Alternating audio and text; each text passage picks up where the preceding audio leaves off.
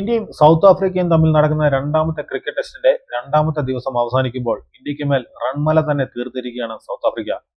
ആദ്യ ഇന്നിംഗ്സിൽ 489 റൺസിന് സൗത്ത് ആഫ്രിക്ക ഓൾ ഔട്ടായി. മറുപടി ബാറ്റിംഗിന് ആരംഭിച്ച ഇന്ത്യ 9 റൺസ് എടുത്തു നിൽക്കുകയാണ് ഇപ്പോൾ.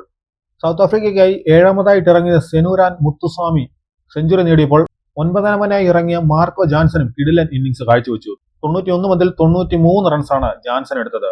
നമുക്ക് ദക്ഷിണാഫ്രിക്കയുടെ സ്കോർ ബോർഡ് ഒന്ന് പരിശോധിക്കാം. Aiden Markram 38, Ryan Rickelton 35, Tristan Stubbs 49, Bavuma 41, Tony de Zorzi 28, Mulder 13, Muthusamy 109, Kyle Verreynne 45, Jansen 93, Harmer 5, Keshav Maharaj 12 എന്നിങ്ങനെയായിരുന്നു ദക്ഷിണാഫ്രിക്കൻ ബാറ്റർമാരുടെ സ്കോറുകൾ.